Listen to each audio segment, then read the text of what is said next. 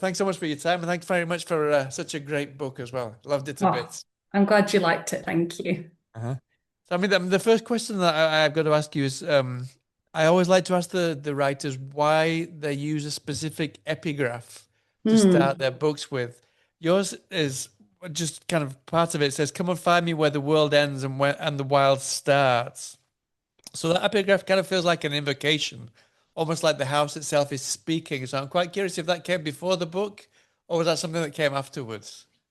That kind of came first, I think. And in the original draft, those kind of sections, italicized sections that kind of sounded like the house was speaking, were interspersed all the way throughout the book.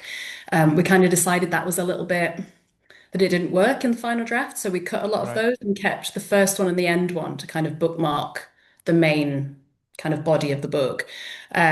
Just to kind of, yeah, introduce the idea of the house as kind of a living, breathing thing that might be able to speak to you directly and lure you in. Uh-huh. And I liked how kind of wrong-footing that felt of kind of starting off not in the body of a character, but in the body of something that you have no idea what it is. Uh-huh. Um, and I kind of hope that that sense of uneasiness stays throughout the book.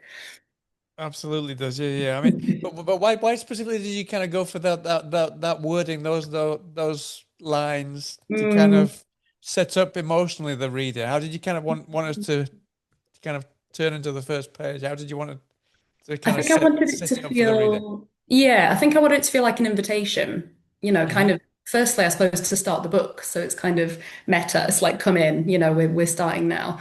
Uh-huh. But also the house is a benevolent presence as well as an increasingly malevolent one. And I wanted to set up that kind of juxtaposition of, am I safe or not? This seems like a really warm and welcoming voice, but is it? Uh-huh. So I really liked that duality of kind of how it incorporated both of those things because it's kind of overbearing. It's, come inside, but at the same time, you know, some people might hear that as a really warm, inviting invitation. So it's kind of open to interpretation, I suppose. But yeah, I like the idea of that being right at the beginning of the book as well. So a reader is mirroring the experience of somebody finding the house. Uh-huh. Brilliant. Yeah. So, I mean, like you said, that the house is something that beckons. And Mhm. what kind of really struck me about this is that the Hex House, it doesn't just kind of exist as this place. It beckons people, it calls people, it appears to people who kind of it feels need this Mm. place. So I'm quite curious, um, how did it reveal itself to you?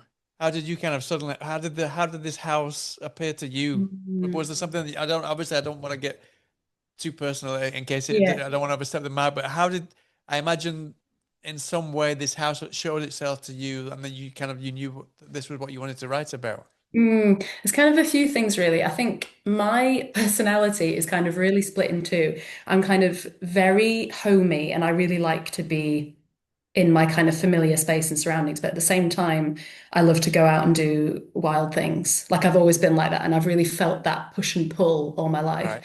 I remember when I was 18, I went traveling on my own to New Zealand, as far as you can go On your own. from Yeah. Edinburgh on my own, yeah, for 6 months. And that is something that people thought, what? That just didn't really go with my personality. But I've always felt that real push and pull between wanting to go out and do absolutely everything and wanting to be comforted and safe. And that's what the house, that's kind of where the house came from. It's this place that is really comforting and cozy and safe with an underlying kind of, I guess there's no safety net there. So it has both of those ideas kind of enmeshed in it. And I always knew that I would write about a house in the woods because I've always just been so drawn to those settings. I just think they're in all of the classic stories, aren't they? And all of the classic fairy tales, Red Riding Hood and Hansel and Gretel and all of these things. You go into the woods and you don't know what you're going to find. Uh-huh. And I've always been fascinated by that. And I think I always knew that the house would live there and it would be all of these different things encompassed in four walls. So I guess a mixture, really. Yeah. And I've always been fascinated by the idea of sanctuary and safe landing, and if in the world that we live in, true safety really exists anymore, or if there's always a catch, which I guess is a theme that the book aims to explore. Uh-huh. But I mean, so would you say like that example that you gave there that you went off to New Zealand on your own? would you Mm. say that your experience there, that I mean, did you go there because there was no safety net, or did you go there because you kind of felt maybe you wanted a bit of freedom to kind of see what was there for you, and then maybe certain experiences were like a kind of refuge, and other things weren't so much a refuge, and Mm. those kind of seeped into this book at all, would you say? Yeah, potentially. And I think, yeah, I've always kind of wanted to push myself and challenge myself and see what my limits are. And I think that that's just kind of really important for everybody to do, I guess. You know, comfort zones, nothing great ever happens in them, that kind of famous Yeah, saying. And I think it's so healthy and beneficial for everybody to really push at what those limits are and what your personal boundaries are and see what's there because that's where the good stuff is and that's where you yeah, find the inspiration and also what you learn what you do like and what you don't like, right? And I've done that a lot in my life. I've kind of pushed really far one way and thought, oh, okay, that's too far. I'll come back a bit. So I don't know how much that influence, you know, I've traveled a lot in my life, so I don't know how much that's influenced directly the book, which is actually written where I grew up. You know, it's Edinburgh, it's all right, you grew up in Edinburgh, right? I did, yeah. Well, I moved there when I was about 14. Uh-huh. My dad's Scottish and my mum's English, so I'm kind of split. But yeah, I lived in kind of South Yorkshire until I was I was going to 14. say you got like a Yorkshire twang there as well. Yeah, I yeah, know whenever I tell people, oh, I grew up in Edinburgh, they just say, did you? Because I've got a really weird kind of, yeah, Yorkshire. Sometimes it slips into a little bit of more of a Scottish twang, but yeah. yeah, I wish I had more of an Edinburgh accent because it's beautiful. But Don't worry, unfortunately, Edinburgh's beautiful. never It's one did. of my favorite places on the planet is Oh, Edinburgh. I love it to bits. It's oh, so really? Have you been a yeah. lot? I've not been that very not often because I live in Bilbao in the north of Spain now. Oh, I've been amazing. here for I've got a like 20 sister who odd lives in years. Madrid. All So I right. also come to Spain quite a Uh, bit and yeah, love it. but no. Yeah. The times that I've been to Edinburgh, I just loved it, and especially in August when it's the Edinburgh Festival and stuff. It's Yeah, fantastic. so Yeah, I much love it. fun. Yeah, Yeah, yeah. so Uh-huh. good. It's I just feel like so many storytellers come out of Edinburgh and I feel like it's with really good reason because it's just such a strange place as well as a beautiful one. Uh-huh. Its history is so dark and multi-layered.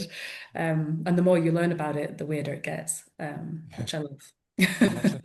But I mean, having kind of been brought up in Edinburgh, was that specifically a reason why you wanted to set it there, or did you feel kind of like this Hex House kind of echoed things that you'd experienced in Edinburgh that you felt made it the perfect fit?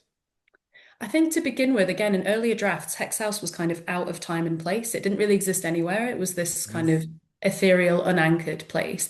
And then, kind of in conversations with my agent and my editor, we kind of decided that what would make it weirder is if it was anchored and if it did have this really uh, real geographical contrast in a way, because the book is split into two parts, the narrative at the house and then the narrative in present day Edinburgh.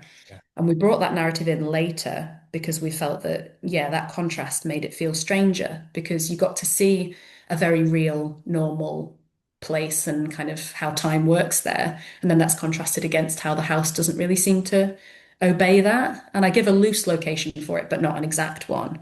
yeah, Um, so yeah, I kind of liked that there was the two there. And I think having grown up in Edinburgh, I like to write about places that I know because I feel like I can bring more texture to them. yeah, I feel like I'm convincing myself more when I'm writing, and hopefully I'm convincing everybody else more that it's real, that this is a real yeah, kind of place. I've tried to write about places I've been but not spent much time, or places that I just found interesting. But I get to a certain point and then I almost trip myself up because I don't believe it. yeah, Um, so when I was writing about Edinburgh, it's kind of in my bones. So I just knew I felt at home, you know, yeah. enough to write it, and hopefully that comes through in Yeah, no, the. absolutely. Because that was one of the many review that I posted on Yeah, thank you Instagram for and stuff that. I mean I love I'm not a huge fan of supernatural kind of paranormal stories, but if they are really kind of rooted in Mm, reality, and I feel they are real, then I do enjoy them. So that was why I really enjoyed this book so much. thank Um, you. was it I mean, besides kind of setting in Edinburgh, was it tough to create? I mean, like you mentioned, grim fairy tales, those kind of Mm. things, Hansel, Gretel, those kind of things. Was it easy for you to make those feel as authentic, as grounded as they did for me when you were What the kind writing of the it? more woodland? Or did it kind of originally start as very much more of a kind of fantasy fairy tale Yeah. and then organically became more realistic? Or how did that pan Yeah. out? I think the more kind of fairy tale elements came first because Right. yeah, my background, I've written a little bit of fantasy and my short stories, which is kind of where I started off, always have a speculative kind of folkloric slant. So I think I always come at stories from that lens, kind of through the strange, and then they become a bit more grounded later.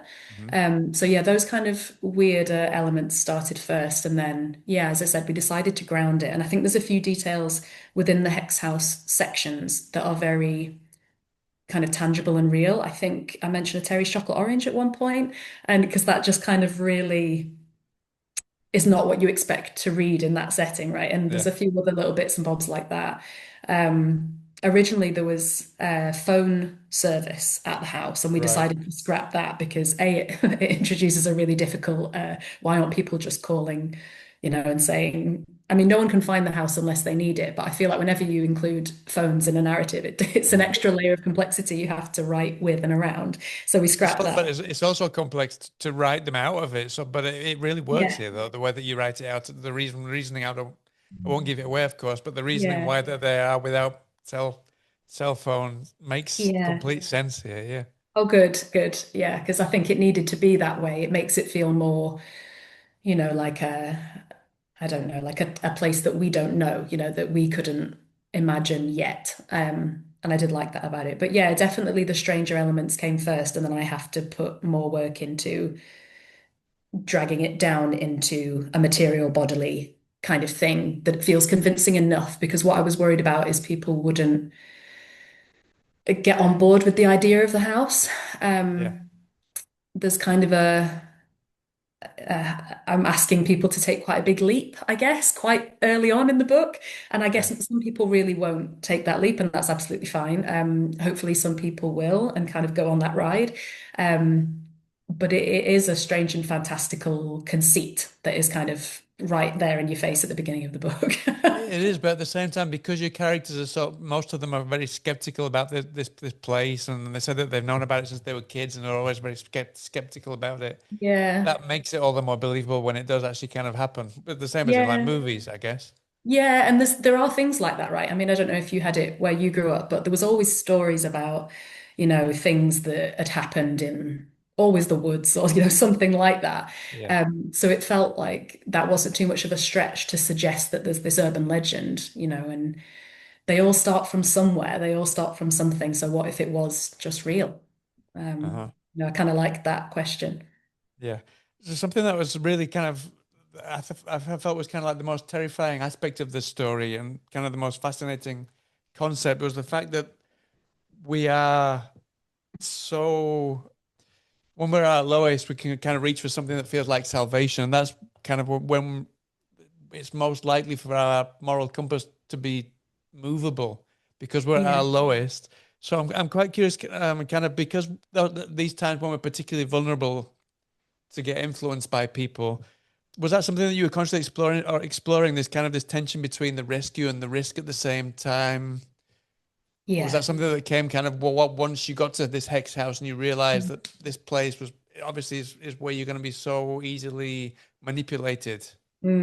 Yeah, the character of Haina came to me quite early, as this kind of matriarch, but I don't think it's a spoiler to say she's morally dubious. Yeah. She's in that grey area, and some people have very strong opinions about what she is and isn't. But yeah, I think exactly right. When we are at our most vulnerable, we're more susceptible to influence, aren't we? Because we'll find evidence for the answer that we want. Yeah. Because we want to make things better. We want to be okay. That's kind of at the core of everybody's experience. I think everyone needs some kind of sense of safety and belonging. And if you need it enough, I think we're very willing to write off a lot that might otherwise be a red flag. Yeah. um, and that a lot of the book is about who has power and what power does to people, that kind of corrupting force, and who's at the mercy of that. And do they even know that they're at the mercy of that because they're on their own quest to search for healing and safety? And I think a lot of the characters in this book have been through quite harrowing things, and hopefully it feels quite understanding that they would be willing to go to great lengths to find some kind of betterment for themselves. But yeah, I really liked that moral playground. And what I really wanted to do with this book was just to offer no easy answers, um, because I don't think there are any for the particular kind of issues and things I'm trying to raise. I think there are no simple answers. And I think that's really what I wanted to communicate through this dynamic of Hannah as the kind of matriarch and then the other guests in the house who are just really searching for a place to feel safe. Uh-huh. At the same time, I mean, we've got these two female, uh, I guess you can call them the protagonists, the two Mm, female protagonists. They're both going through very, I don't want to, it's very difficult not to give it away, but they're both going through different things, yeah. different turmoil. One of them feels kind of very, she really doesn't kind of believe in herself at all. And Hmm. she even feels like that she deserves what she got before she ends up at Hex Yeah. House. And then we've Mhm. got someone who's kind of very much the opposite, who is kind of very, she's a control freak. We'll leave it at that. I'm quite curious why how you decided to kind of have these very two opposing characters, but who are both very much in the same kind of situation. Yeah. Yeah. I If you knew can that I give it, I mean, wanted, it's difficult not to give yeah, it away I without know. sort of, No, yeah, that was very well put. I think I wanted, just for a narrative construction point of view, I wanted two really distinctive voices that I could use because I wanted you to know whose chapter you were in without reading the title. You know, I wanted it to be that obvious who's speaking. So they needed to be quite distinct in their personalities. And also, I kind of wanted it to demonstrate the power of the house, how it's kind of a leveling force. yeah, Because Elly is kind of the first character that you mentioned. She's very unsure of herself. She has quite low self-confidence, and given what happens to her, that kind of exacerbates that sense of low self-worth. And then Siobhan is just, she's got too much confidence. At the beginning, I hope you can see how the house works on her. And she becomes, because she goes there to make the documentary, but she becomes a lot more like the women who find the house naturally. yeah, So I wanted to show kind of the power of the house, how it works on everybody in different ways, but equally powerfully. And Siobhan was so fun to write because she's not likable at all. And I love writing about really unlikable characters. yeah, And a few people who read this book really early gave me the same kind of feedback of some people really liked it because they hated Siobhan and they loved to read about a character doing quite reprehensible things. Other people struggled with it because they hate Siobhan. yeah. So she's No, been quite like a polarizing figure, but I loved writing her and I hope that she's satisfying to read.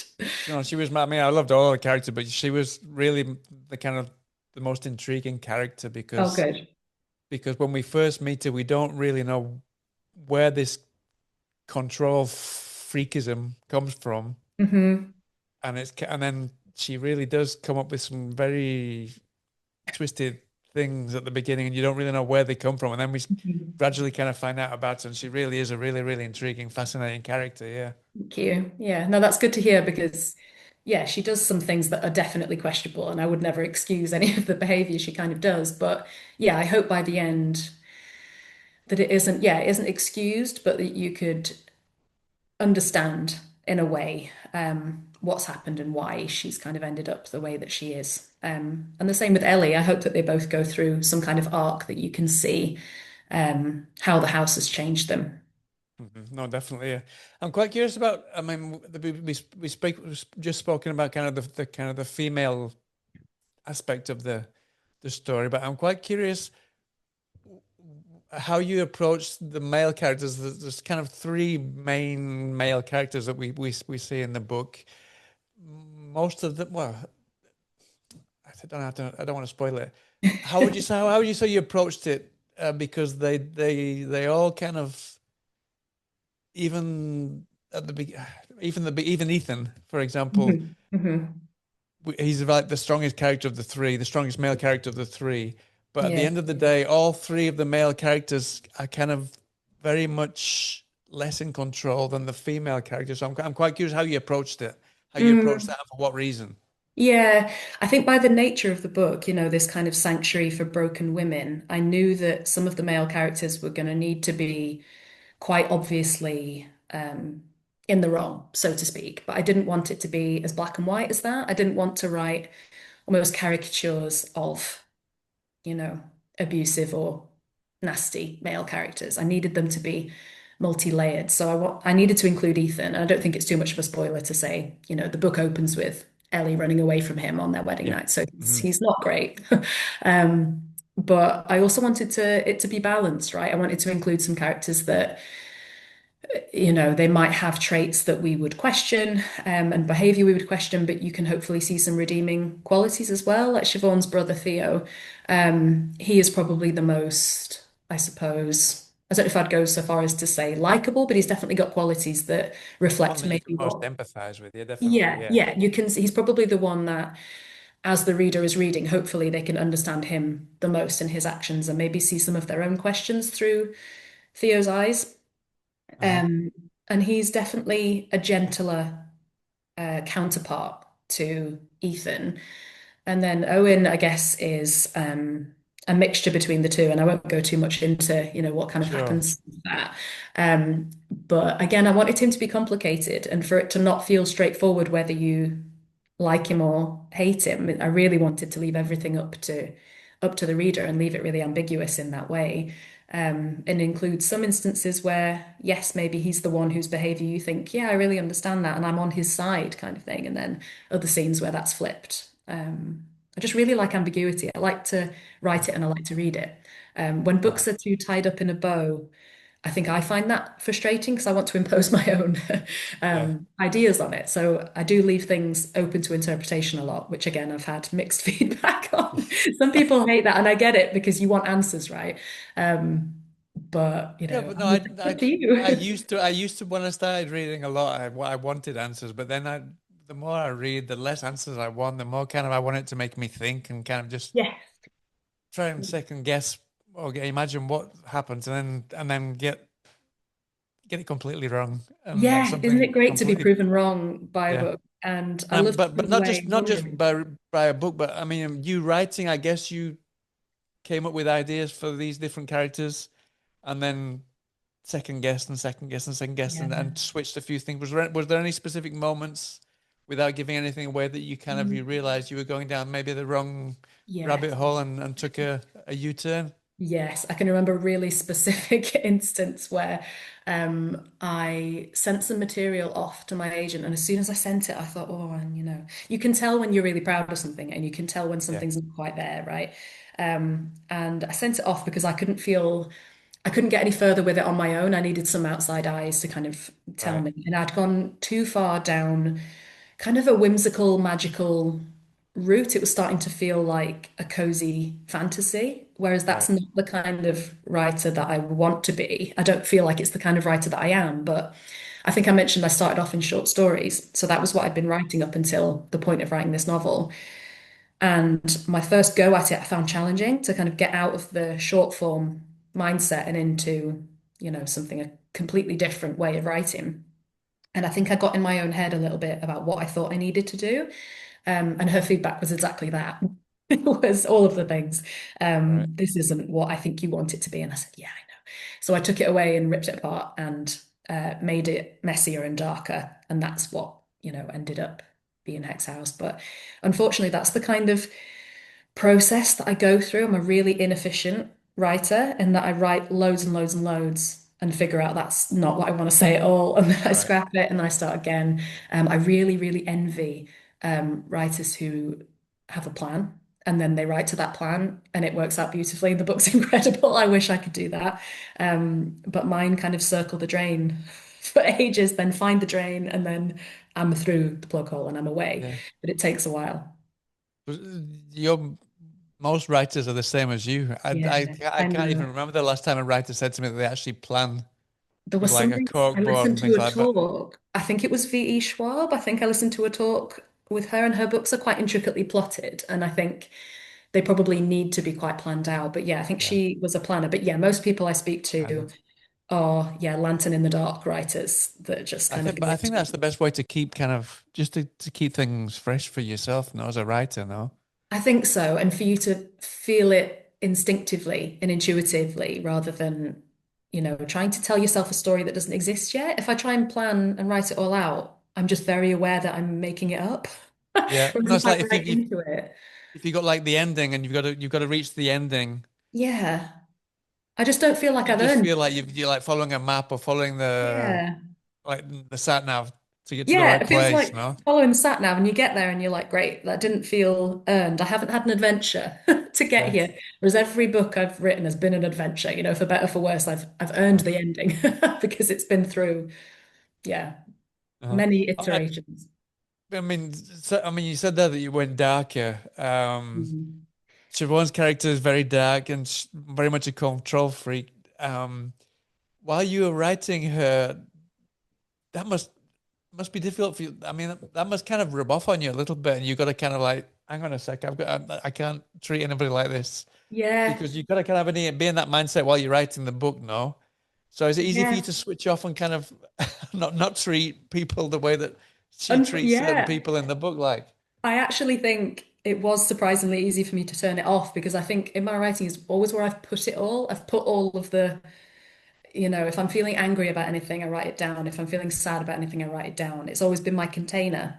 And I feel like it is very contained. So when I write, I put it there and then it doesn't seep out. I kind of Yeah, feel able to be not that person because she definitely has some moments where she's pretty nasty.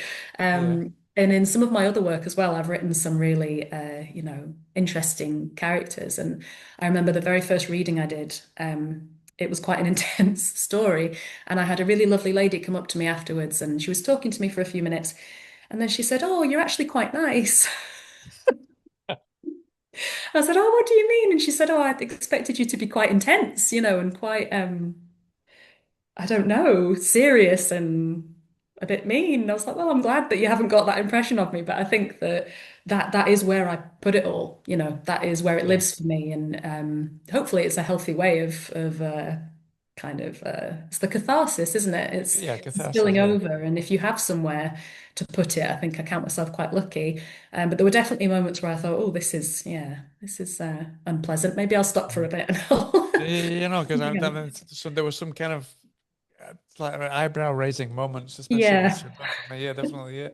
yeah. No, but I really enjoyed it. Um, Yeah, I could tell that Good. I could tell that you were having fun with it though. But I was Yes. like, how far is this going to go? Because Yeah, I mean, it does escalate quite a lot. it does. And that was a question in my own head of how far does this go before I can't bring it back anymore? Because I Uh, always wanted you to, maybe you'll judge Siobhan and maybe dislike her, but ultimately I wanted her to feel very human and very fallible and never, psychopathic or anything that you would feel you yeah, couldn't relate to her at all. There are books that do that really, really well and they're fascinating to read, but Siobhan wasn't quite that for me. She still needed to be nuanced. And for that, I needed to kind of go to the edge of the cliff, but not jump off to kind yeah. of reel her in at the right time. Uh-huh. And hopefully I judged that okay. It's always hard to know. Yeah, no, because it's kind of like one of these books where with her character and also with Ethan, there's kind of this aspect of gaslighting, but not gaslighting at the same time. That must have been really difficult to kind of gauge that, right? Yeah, yeah. And it's difficult to know if you've captured that subtlety. And I think that took a few drafts to strip away a lot of material actually and not over explain it and to keep it light. And again, to leave a lot of it open to interpretation, to kind of leave the bare bones there and hopefully nudge enough in each direction. But yeah, with Ethan especially, I think some of those, kind of the opening scene took quite a few drafts for me to feel like I'd nailed it in that it wasn't overly, I don't know, that it didn't go too dark too Yeah, soon. And, Elly finds the house because of his actions. But I wanted it to be a question of why does she stay? She could go back, if he'd have done too much, she could never go back and that yeah, tension, those stakes wouldn't be there. I wanted it to, at least at the beginning, to feel like, oh, the reader's kind of making up their mind about whether this place is better or worse than what she's run yeah. from. So that needed quite careful calibrating, I think. Hmm. Yeah. Yeah. Okay. So I mean, we talked about Ellie. Kind of, she goes there. She finds this place because of what's happened to her, the circumstances. But Siobhan, we haven't really touched on that. I don't. It's not a spoiler to say that she and her brother are documentary makers. Yeah. So we kind of see a lot of what goes on in Hex House via kind of find footage in a roundabout Yeah. way. Yeah. Yeah. I'm quite curious. It's almost kind of like the camera, the documentary camera serves as a second set of eyes for us. Yeah. But so I'm quite curious, what prompted you to use that kind of specific visual storytelling for something that's kind of in a medium that's as word bound as a novel is? Yeah, I think what I really liked about the filmic element is that it captures a moment in time from a certain point of view, but exactly how it was. Like you can't Hmm. argue with the details that are on videotape. They're just Right. there. Whereas everything else about the house is very subjective. You know, Ellie's view of it might not be the same view as another guest who's come there for completely different reasons. They might see it differently and through a different lens. Um, and Siobhan does as well. You know, she gives us a clear impression of the house. And then what we see on film is kind of a middle ground. It's us as a reader. I wanted it to be, you know, it served a narrative purpose in that it needed to fill in some gaps of what Hmm. happened. But at the same time, yeah, it just is what it is. It's a truth of a sorts that's being transplanted from the past into the present. Um, so I like that additional layer of storytelling that offered a completely different view and has no opinion of its own. It just is the images as they happened. Uh-huh. So whereas an unreliable narrator might try to hide some things from you, the film can't. Yeah. It runs and you see what happened. You see the truth of Hex House. And I think that truth in a book that's very shrouding of the truth in lots of different areas was quite important as a through line that the Yeah. reader could maybe grip onto and know that you can trust what's being shown to you there. Even if it's you're not being shown everything, um, there is at least some truth to it. Mhm. No, I felt at the same time that the use of the documentary of the camera for the documentary kind of also helped explain how Siobhan liked to be in front of the camera, whereas her brother kind of wanted preferred to hide behind it. But then Mhm. there's certain scenes where that isn't the case, which Yeah, obviously don't want to go into. yeah. I guess maybe I was reading too much between the lines, but I kind of felt that that was something that you used to kind of explain the relationship of the two siblings as well. Yes, definitely. I think I'm really glad that came across because, yeah, out of Siobhan and Theo, Theo is more tactful and thoughtful and very much a behind the scenes kind of guy if he can help it. Whereas Siobhan is kind of brash. She doesn't care. And she will kind of use whatever she needs to use to get the result that she wants. So I think there's some Mhm. scenes, you know, in the book where you can see she's being quite exploitative. She has no qualms about what she puts in front of the lens, herself included. So I'm glad that that kind of technique came across in demonstrating their dynamic and also a little bit of the tension between them.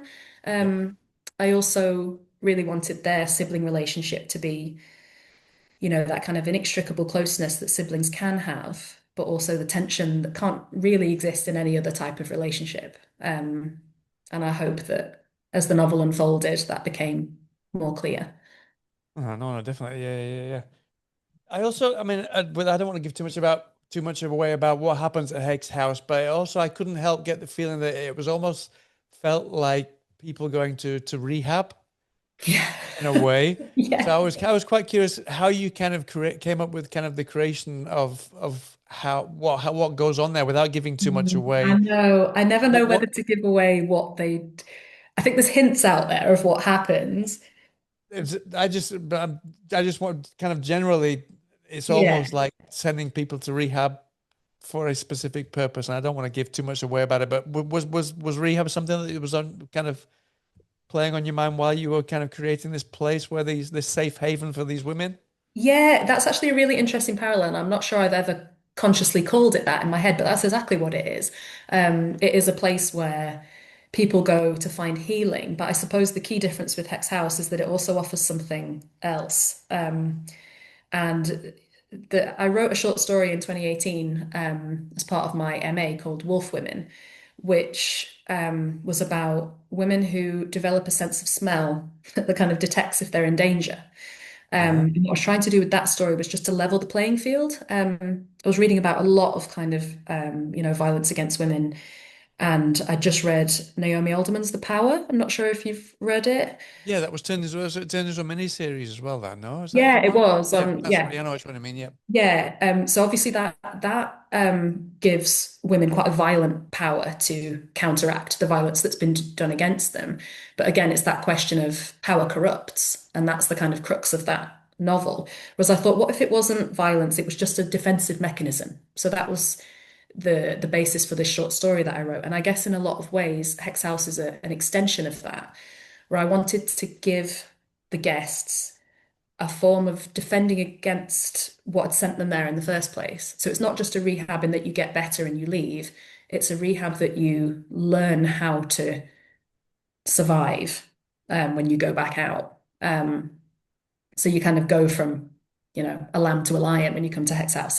It teaches you an ancient art of self-protection. Um, so I guess that's kind of the key difference between a traditional getting you back up to baseline. Hex House tips you over into something else. And I found that idea quite interesting. And I don't think I can go into like the exact Oh, sure. what they do. I'm still deciding whether, to kind of talk about that because it's an interesting thing to talk about and how I kind of came up with that specific idea.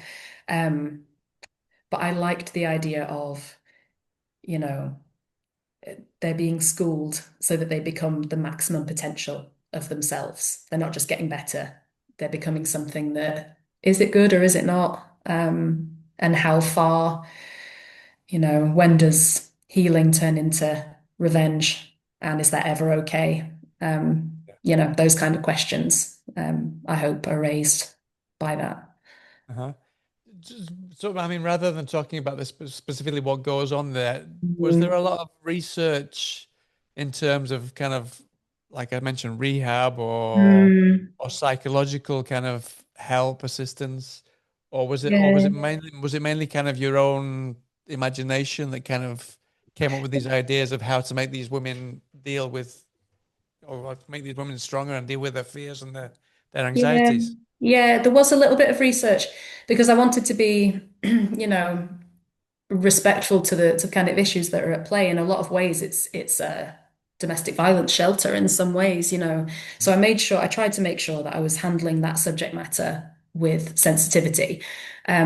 But a lot of the kind of specific ideas and a lot of the ways that I approached it come from folklore and come from old stories because I think it's a story as old as time, um, violence being done to somebody who's vulnerable and what they do then. I think the oldest stories are about that. Um, so yeah, that's kind of what I was using as my main inspiration. And there's a kind of story that's local to where I live that doesn't speak to that specifically, but it's about a kind of local man who disappeared for 7 years. He went into the woods and disappeared for 7 years, and when he came back, he had this power of prophecy, and that kind of fed into it as well. Of this kind of disappearance and then coming back changed, coming back as something the same but different.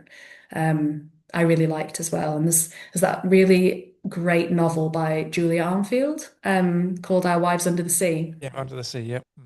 I love it where Fantastic she book. Yeah. goes on that undersea exploration. She comes back Comes different. back in this. Yeah. She's not the same, and there's something so weird and creepy about that, and something that's so perfect for horror. That a lot of what I was doing, I guess, was influenced by that kind of key idea, if that makes sense. Yeah, yeah, it makes sense. Yeah, and I imagine that is something that kind of came from you maybe going away to New Zealand, for example, coming back and not spot. I mean, I know when I go back to England, for example, I don't feel English anymore. I can Really? kind of feel that difference. Yeah, yeah, And I imagine that kind of is something that from your experience kind of bled into the book as well, no? yeah. That's really true. You feel it's like putting on an old coat or something, isn't it? You're like, this still Yeah. fits, but it feels weird. Yeah. I lived in Canada for a while as well. Myself and my husband, we lived out in Vancouver for 2 years. And I remember coming back after that and looking at things being in pounds, going to the Right. supermarket and looking, everything was in pounds. And I found it so uncanny and weird. And I couldn't believe not everybody else was staring at it too. It was just that little detail that made me feel very weird. Because I do think it kind of decenters you, doesn't it, when you travel? It forces you to be wholly somewhere else that's maybe not where you were from or where you were brought up and the cultural context you've always been surrounded with, which is why I think it's such a great thing to do, is to transplant yourself somewhere else and see how you adapt and survive. Um, and yeah, maybe that has bled in that feeling of not belonging and wanting to belong. I moved around a lot when I was younger as well. I think, lived in lots and lots of different places, hence the, kind of cocktail of accents that I have. Yeah. No, it's just like you said you thought you'd prefer to have more of a Scottish accent, but that you haven't I got it. So it was would. kind of the same idea. It's like Yeah. trying Sometimes to you wish find to yourself. Yeah. just, yeah, to just belong simply to one place. It's almost more interesting if you don't. But I think there's difficult parts to that. And I think at Hex House, I wanted to include a whole host of characters that have come from different backgrounds, different places, to reflect that kind of, everyone's looking for the same thing. They want to belong somewhere and they want to feel seen and valued in that place. Yeah. So yeah, I think all of those experiences probably have bled in. It's hard to say how much, isn't it? When you try and untangle, you Uh-huh. think, I don't know. I don't know how much is conscious or subconscious. Uh-huh. I mean, talking of different kind of cultures, I'm quite curious. Obviously, this book will release all over the world, and you mentioned there that you Mhm. mentioned there's different accents you talk about. I think that you talk about Yorkshire accent in there. There's different Mm. accents. You talked about the Terry's chocolate orange and things like that. Yeah. When you're writing, are you very consciously aware that international audiences might not get certain things, and kind of Yeah. you take that into consideration? Yeah, I think maybe they won't. I hope that the themes are universal. Yeah. I hope that the overarching ideas and the characters will appeal to a wide range of people. I did make that conscious decision of, do I base it so completely in Scotland? Do I make it so recognizable and include these details that couldn't exist anywhere else? But I decided to, because I think that place is important to me, and it felt like the instinctively right thing to do for that book. Uh-huh. And I don't know if it will prevent certain people from resonating with it, but my hope is that it would make it resonate with the people who it should even more, that it'll ring even truer to them. But yeah, I hope that, people from different places can still find something in it that feels relatable. Yeah, Oh yeah, I sounds think it was very universal. There's just like a couple of mentions, but I think the whole story is very yeah. universal. Yeah, definitely. Thank you. Thank you. I like to throw in the odd detail, even sometimes for comical value. You've got really dark things going on, and then suddenly there's a really specific brand of, something. It just has I don't know, it's like maybe a tiny bit of comic relief, or I don't know. It just sends your brain into a slightly different place. And I enjoy that when I'm reading books. Yeah, no, and it makes the characters very specific. Yeah, I like that Like when special. Yeah. Siobhan buys a cheap bottle of wine and stuff like that. It just tells you certain things about the character, even though it's just a tiny little detail. Yeah, Yeah. yeah, and I made up. There were some places in Edinburgh that I made up that aren't real, just for kind of narrative purposes. But then there's others that are really real. And one of the first bars that they go to is one that I worked at All right. for every summer between, I don't know, when I was 18 to 22 or something. And so I know that place really well. And it was kind of like a little, fun thing for me to include. But I also know every corner of that bar.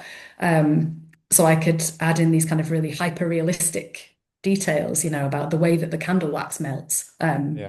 I could see that. So I guess that's, slightly different to the specific brands, but I just like it when things are so specific, so it's almost like they have to be real, Uh-huh. that you can't Did you argue with re it. did you visit any specific haunts, any places to kind of Yeah, refresh and your I'm going memory to. and Yeah, there were a few that I revisited, and just to kind of get the vibe back, and I kind of want to go back to it because I don't live in Edinburgh anymore. I'm down in the yeah. borders now, about an hour away, so I go into Edinburgh every now and again, and I do have my favorite places, but yeah, I want to do kind of like a little tour of all the places that I mentioned, and the Uh-huh. ones that I made up are inspired by real places. I've just transplanted them a little bit and changed them a bit for what I needed them to be. But I thought that might be nice to kind of share online as well for people who don't live in Edinburgh and aren't familiar with it, to kind of take people to the actual real places where it Yeah. unfolds. Uh-huh. Um, but yeah, no, I like that. And it's always nice to go back to somewhere you're so familiar with, even if it doesn't feel quite the same anymore. Uh-huh. It's fun. Especially after writing a book about it as well. Yeah, That's completely different. It must change your perspective when you go and see places again the it second time around. does. Yeah. Yeah, it does. You see it through a slightly different lens. Yeah. Uh-huh. Something that talking of seeing things through a different lens. I looked on Instagram and you posted a few images to kind of introduce the book to people. And there's an image of four drawings of four of Yeah. the characters. Was that something that was created before you even wrote the book, or was that after you'd written the book? Because No, so yeah, I've I've spoken to a couple of writers recently who actually include artwork in their books with pictures of the characters, and right. I Yeah. asked them, that's quite bold because a lot of writers like to create these characters and let the readers Decide. imagine what they look Mhm. like. Yeah. Whereas here, after reading the book, I saw these four characters, and they were very different to how I imagined them, Were actually. they? I was going to ask Yeah. you. I'm so interested because I've had both. People have said both. Hopefully, it didn't negatively No, impact no, your no, no, not at all. No, but experience. it surprises me when I see pictures because I don't expect Yeah, writers. They don't usually like to kind of I create the know. graphical versions of the characters that they created. Yeah, I think I'm such a visual person. I mean, I'm useless at any form of art, but I'm very visual in how I think and how I write, I think, and how I see things. So I write from images quite a lot. So I've got, Uh-huh. certain actors or certain pictures that I would have handy when I was writing the characters. Um, so the book came first, and then I thought a really fun thing to do would be to commission an artist to kind of imagine these in this Right. kind of rough sketch form. I wanted it to feel quite rustic and quite earthy and like they'd just been kind of sketched. It didn't feel like the right fit to have them pristine, or Yeah. graphic art or something like that. I feel like that really fits fantasy. Having these very visual because they often have unusual ways of dressing or unusual features and things like that. But I really like the rough sketch idea. And my sister just so happens to be an artist. Right. So she did them and I commissioned her to do them. And she's incredible.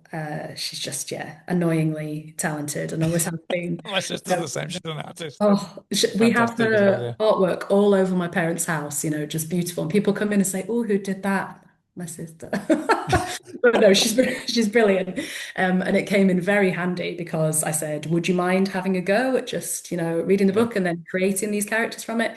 And because, we're siblings and we share a lot of the same history and cultural touch points and things, Yeah. she created those off the bat, and I said, "Yeah, that's exactly what I meant." It's like she just saw into my brain. And I just really liked having that extra visual element to offer people Uh-huh. as like a cool little extra. And some people have said that's exactly how I imagine them, and others have said it's not at all. The But I actual, mean, wasn't that what they weren't not at all, but they were different. I just said yeah, that they weren't exactly as I had pictured them in my yeah, head there. that's fascinating. I would love for everybody to be able to create how they saw them, so I could see because I think I'm actually quite sparse in physical. I don't describe a lot what people look like, and I think it is for that reason. I want you to have your own image in your head. Yeah.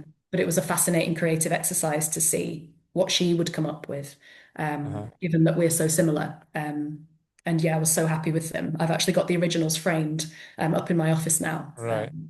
Which is quite cool. Yeah. And then, but they're not going to be included with the book or anything like that, No, no. so Yeah. we have some cool kind of extra merch where they're printed on a postcard that's got my letter on the back that kind of explains the inspiration behind the book and why I wrote it. So that's quite a Uh-huh. nice, sister effort of her Yeah. artwork. So that's kind of that's gone out with some of the books and at events and things that those kind of postcards will be available for people who buy the book there and have it signed. Yeah. We'll have lots of different postcards and things for people to Yeah, take. seeing that. Yeah, I've seen people have received like postcards, is it some badges with like the Little badges. documentary clipboard and things like that. Yeah, so Uh-huh. all that kind of thing we're hoping to have available at events. So yeah, if Yeah. people like extra little bits and bobs, which I love, just those kind of cool bits and bobs to take home, then yeah, we'll definitely have lots of them. Uh-huh. Sticking with the visual side, and also saw a video of you posted when you opened you when you didn't unbox it, you'd already taken the books out of the box, but Yeah. but you showed the artwork, the fantastic artwork, and you kind of explained little kind of bits and bobs and kind of Mm. how it does give some details of the story, hints at the story. How involved were you with the artwork? Were you involved at all in kind of how you because the way you described it, you said it was perfectly with the kind of the Yeah. trees and the house through the trees. Yeah. How Yeah. involved were you with that artwork? I think we had a conversation kind of at the beginning of the process when everybody at my publisher had the book and had read the book and were quite familiar with the material. And I sent over a lot of covers that I really like, a lot of the kind of non-negotiables that I wanted.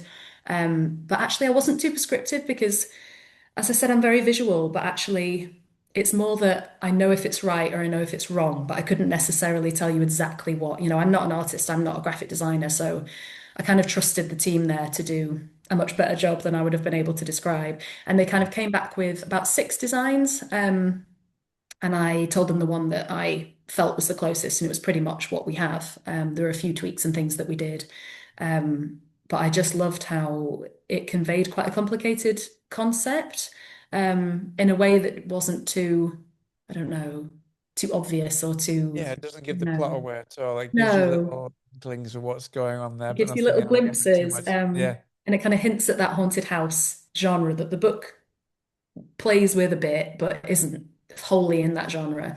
I like that it suggested that. And yeah, there's so many little details that I just think that they did so well. So I was so happy with it.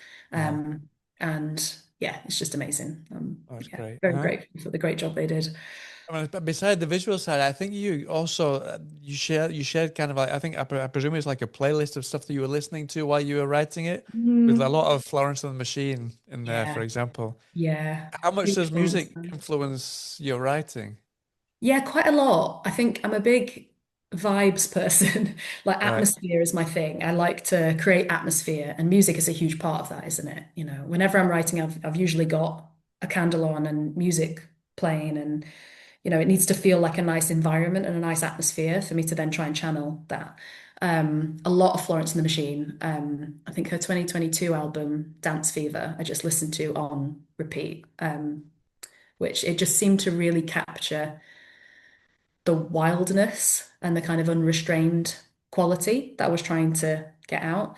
But then also sometimes I need to just write without words. I don't know if you write yourself, if you have Uh-huh. that feeling where it gets distracting, if it's Oh too yeah, I know much. what you mean. Whenever I read, sometimes I'll put some music on, but yeah, it has to be like a soundtrack or something. I can't listen to Yeah. something with lyrics. Because you end Sure, up yeah, tuning in to the lyrics, don't you? sure, And you kind of yeah, think about, so I listen to a lot of kind of instrumental stuff and Hans Zimmer and sure, Audi. yeah. A lot randomly of the Dune soundtrack. Have you seen the The movie Dune Dune? soundtrack, yeah, There's yeah. something about that. It's The so original soundtrack or the more the recent one? recent one, the The recent one. 2021 movie, I think, was Right. it 2021? Um, it's not the same vibes as Hex House at all, but there's something about that music. It's so ancient but futuristic. And there's a lot of kind of like frequency in it, a lot of buzzing. And I think it just did something to my brain. It just sent my brain into a focused place, like Yeah. that kind of white noise does or something sometimes. And a lot of the novel was written to the Dune soundtrack randomly. Mm, But once I find that, yeah, that album or that soundtrack or that particular piece of work, I tend to get a bit obsessive about it, and right. I'm writing book two at the moment and listening to the same albums over and over again. It's almost like a superstitious thing. It's like these are the Uh-huh. albums that belong to this novel in my head. Yeah. Um, yeah, Was yeah. there any specific song or any specific artist that kind of surprised you while you're writing Hex House that made you write a specific part of the story that you didn't Mm. expect to write and it came about because of something that inspired you from the music? Yeah, I guess it's not wholly unexpected because I just love Florence and the Machine, but there's one song on that album called Daffodil, and it's Uh-huh. about kind of well, it's about a lot of things, but I guess one layer of it is kind of British wildness, kind of the wildness of the British countryside. And in the spring, this time when everything's really almost lurid, everything's coming to life and it's almost violent and it's blooming. That was quite inspiring for the more naturalistic settings, like around Hex House, and it has a beautiful garden, and a lot of that was written thinking about that song because it's quite a dark song about beautiful things. And I suppose that's what Hex House is, Yeah. Uh-huh. So that bled in quite naturally, I guess, to that. And I feel that way about all of Florence and the Machine's music. It just all very beautiful, but very dark. And I just went to see her in concert actually last All month. right. It was incredible. Yeah. Uh-huh. But yeah, so I guess not so surprising because I'm a massive fan. But yeah, and a few other just really, I guess, just that darkness was the crucial element and that storytelling. There's an artist called Kyla LaGrange who I feel is just criminally underrated. Nobody knows, well, nobody I've spoken to seems to know who she is, apart from one lovely friend I have on Instagram who we connected because we both listened to her and felt like Just nobody else had heard of her. right. Her songs as well. And I can't really explain what it is. It's just that instinct of you really resonate with the song and you feel this is the mood that I want to create. So Uh-huh. I'm gonna listen to it obsessively and yeah, see what Yeah. happens. Brilliant. Well, listen, before I let you go, you said you're going to go on tour a little bit, and there's going to be kind of you'll be signing Yeah, books and things like that, and there'll be artwork and yeah, badges and all these kind of things going on. Can you let people know where they can catch up with you? I've spotted yeah, you been in York and a few different places. yeah. Where It's can it's people mainly the catch you? north. Yeah, so the Uh-huh. first one is York Literature Festival, which is the 22nd of March. And that's so lovely because York is where I did my MA, Right. York St John University, and that's where the festival is being hosted. And that's really the time that I decided I was going to try and take writing seriously. So Uh-huh. it feels like such a lovely full circle moment to go back there for my first kind of Hex House Uh-huh. event. Yeah. So yeah, that one will be great. And then the launch is going to be in Stow, which is in the Scottish borders on the 28th of Right. April, which is when the book comes out. And then I'm at Fiction Fest in Manchester on the 11th of April.